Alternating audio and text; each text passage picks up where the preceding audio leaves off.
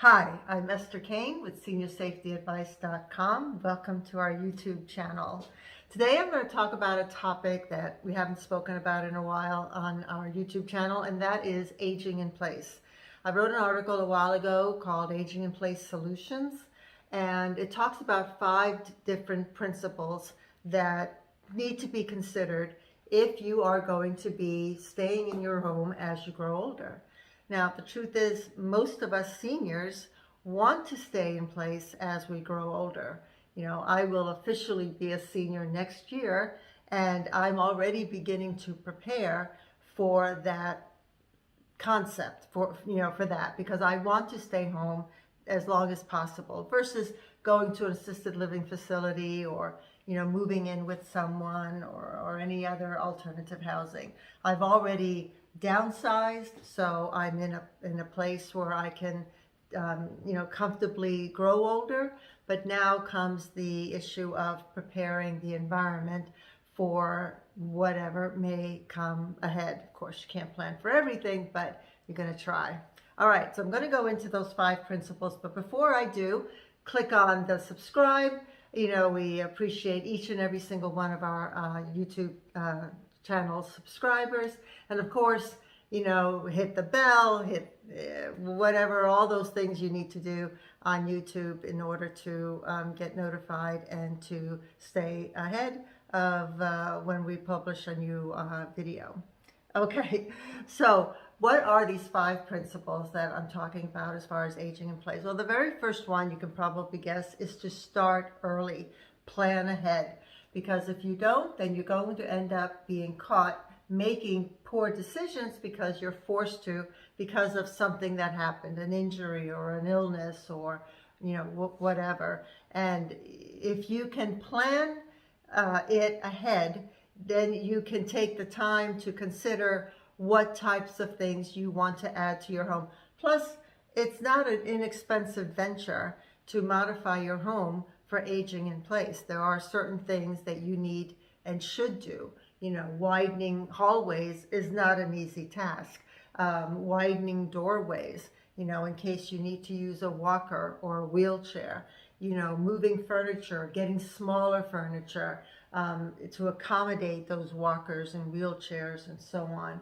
There's much more involved than you would think, but if you don't take the time to plan for it, then you're going to end up caught in a position where you probably may end up being forced out of your home simply because it cannot accommodate whatever abilities you are able to do at the moment than when you're much older, 80, 90, 100. All right, so definitely plan ahead and take your time. And also, because it takes money to do all of this, you can do it in increments versus having to do it all at once. All right, principle number 2 is to be realistic about your abilities. I cannot begin to tell you how many seniors I know who try to do things that they simply cannot do anymore. I mean, everything from climbing ladders to fixing gutters on the roof to preparing full-blown meals for 20 people that takes 4 days to do, moving furniture. There's so many things that they try to do, end up becoming injured or ill, or something occurred that ended up taking them months to recover from, simply because of that one decision that took just a second to make. So be realistic of your abilities and your inabilities. There's nothing wrong or shameful about admitting what you can and cannot do any longer. That's what friends and family are for, right? For them to help you and you to help them, each other, helping each other in whatever abilities you have. All right, that parlays into principle number 3. Get the help you need when you need it. If you're no longer able to clean your home the way you like, then hire a service to come help you, or a maid or someone like that. Or get help from family and friends if you have those kinds of family and friends that can help you do that. It's much better than injuring yourself and much better than causing more problems because you perhaps injured yourself or wore yourself out or anything that could happen because you're just simply unable to do it any longer. And that is, I think, a hidden cost in growing older that a lot of people don't take into account, is the idea of having to hire more people to do what you can no longer do.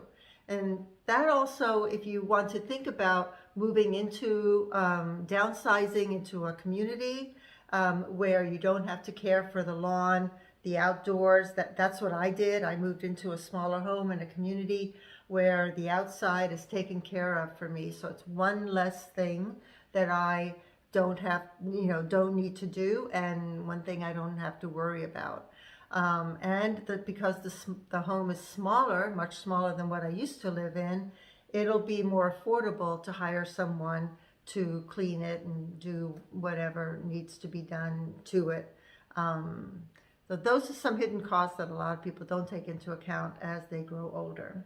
All right, principle number 4 for aging in place at home is to make sure that your home is safe and accessible. And what that means is to be safe and accessible for your capabilities. So if you're ambulatory, no problem, then of course you can, have your furniture where you want it, and as long as you have enough space to get between things and everything.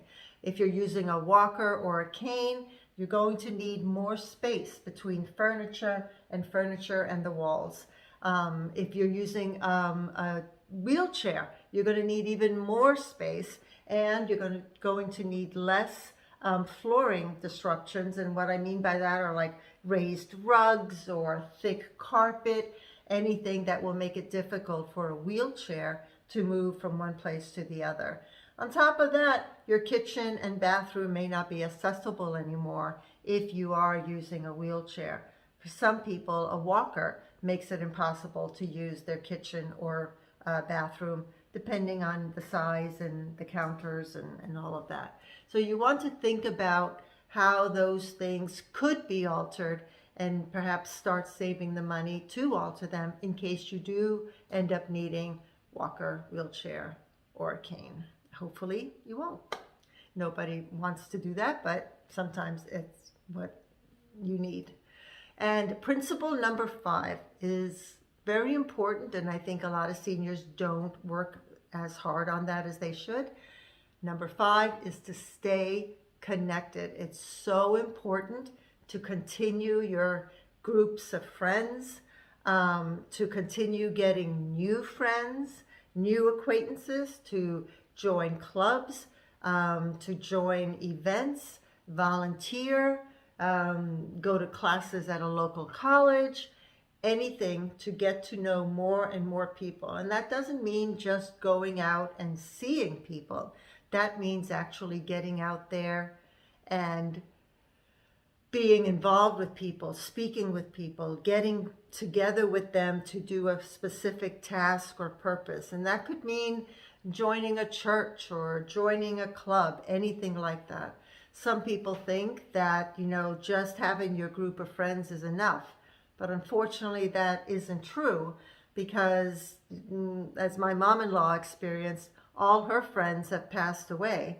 She's 100 now, soon to be 101, and she doesn't have her friends around anymore. And most of her family that she grew up with, if not all of her family that she grew up with, have all passed away now. So it's so important to keep up that process, although I know it can be difficult at times.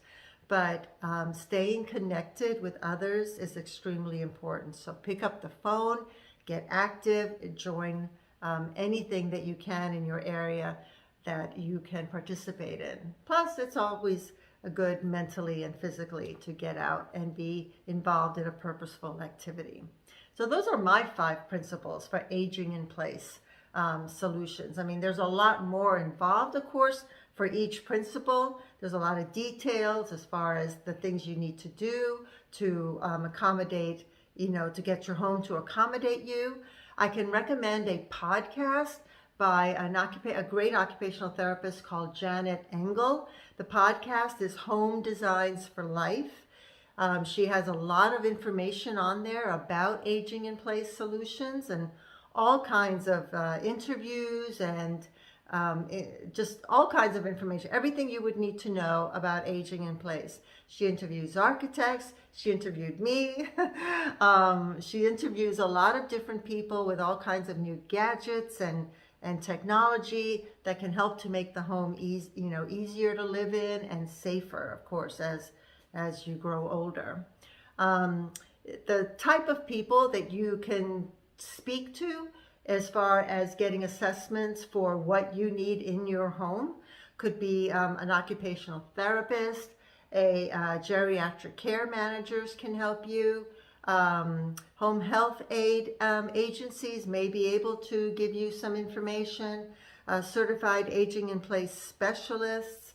Local area agencies for the aging can certainly help to direct you. And then, of course, any local community clubs for seniors would be a wonderful resource, because the seniors that are in there may have already hopefully begun that process. And if not, it's something that all of you together can do as a group to make each of your homes safer to live in, because we all want to stay at home as long as possible, right? Well, I want to thank you so much for watching and listening to this video. I hope the information was useful. Please give us your comments, your suggestions on anything that you feel is important for your aging in place process, and we will be sure to answer your comment. All right, again, don't forget to subscribe, and we will see you next time. Thank you. Bye.